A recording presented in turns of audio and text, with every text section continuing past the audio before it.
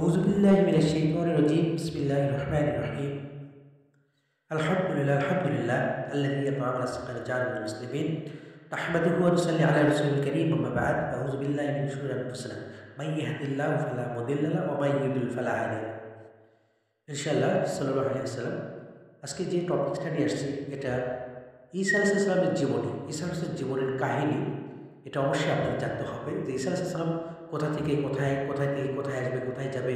এটা অবশ্যই ঘটনা আপনাদেরকে সঠিকভাবে বর্ণনা করে দেবো ইনশাআল্লাহ। তো তাহলে শুনুন, আমি আজকে যে ঘটনা বলবো ঈসা আলাইহিস সালামের।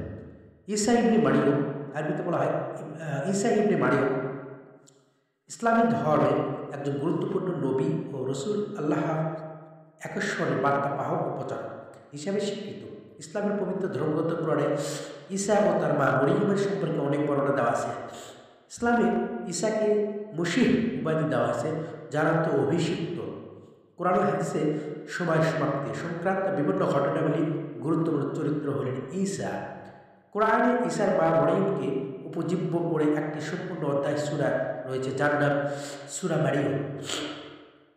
ঈসা ইবনে মারিয়ম পুনরায় পৃথিবীতে আগমন করবেন। নবী হযরত ঈসা মসীহ আলাইহিস সালাম দুজন ফেরেশতার মাধ্যমে ডানায় ভর করে সিরিয়ার দামেস্কের শহরে পথে মিনারের নিকটে নেমে আসবেন। সহিহ হাদিসে সময় উল্লেখ আছে তিনি এখন দ্বিতীয় আকাশে অবস্থান করেছেন। সূরা নিসা আয়াত 158। আল্লাহ তাকে উঠিয়ে দিয়েছেন। আহমদিয়া সম্প্রদায়ের প্রতিষ্ঠাতা মির্জা গোলাম আহমেদ পূর্বেকার সমস্ত তাফসিরের বিপরীতে আয়াতটি ব্যাখ্যায় বলেছেন, ঈসা মহিষীকে উঠিয়ে নেওয়া বলতে সরাসরি জীবিত উঠিয়ে উদ্দেশ্য নয়, বরং মৃত্যু তার রূপ উঠিয়ে নেওয়ার উদ্দেশ্য। কিন্তু তার ব্যাখ্যা সঠিক নয়, কেননা সহিহ হাদিসগুলি বলছে আল্লাহ তাকে উঠিয়ে নিয়েছে হলো জিব্রাইল ইসলামের মাধ্যমে। আর এই কথা সর্বজনীন স্বীকৃত যে মৃত্যু ফেরেশতা জিব্রাইল নূহ আজরাইল আলাইহিস সালাম ভূভবনের সর্বশেষ ফিতনা সৃষ্টিকারী দাজ্জালকে হত্যা করত এবং সর্বশেষ নবী মুহাম্মদ সাল্লাল্লাহু আলাইহি ওয়াসাল্লাম নবী হতে সত্যায়ন করতে দ্বীনে মুহাম্মাদীকে সাহায্য করতেন। তিনি পুনরায় আগমন করবেন। আল কোরআনে প্রায় 40 বছর রাজত্ব করবেন। পৃথিবী তখন ফুলে ফসলে নতুন এক জান্নাতের রূপ ধরবে। সকলে দলে দলে ইসলামী ধর্ম গ্রহণ করবে। ইসলামী চারিত্রিতে লেখা ঈসা আলাইহিস সাহিত্যের বৈশিষ্ট্য হোক এবং জন্ম হচ্ছে আনুমানিক 4 খ্রিস্টাব্দে বৈত হেলেন জিহুদিহা রোমান সাম্রাজ্য। অন্তর্ধান 29 থেকে 33 খ্রিস্টাব্দে শেত শিমানি জেরুজালেম রোমান সাম্রাজ্য। অন্যান্য নাম ছিল ঈসা ইবনে মারিয়ম, আল মসীহ, রুহুল্লাহ, কালিমুল্লাহ। ঈসার কিছু কিছু উপনাম আছে। পরিচিত ইঞ্জিল, তার কিতাব হচ্ছে ইঞ্জিল।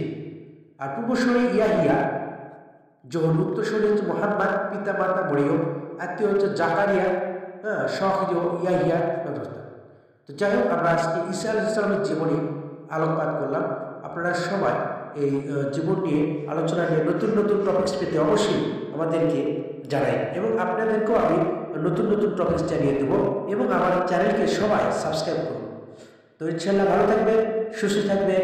আসসালামু আলাইকুম ওয়া রাহমাতুল্লাহি ওয়া বারাকাতুহু।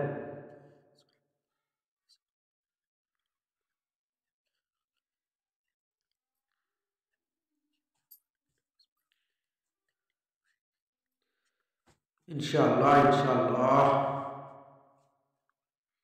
আল্লাহ পাক রক্ষা করবেন ইনশাআল্লাহ। আমার এই চ্যানেলকে সবাই সাবস্ক্রাইব করবেন এবং এই চ্যানেলকে বেশি বেশি করে লাইক করবেন, শেয়ার করে পাশে থাকবেন, তাহলে আপনারা বেশি বেশি করে আমার এই ভিডিওটা পাইবেন।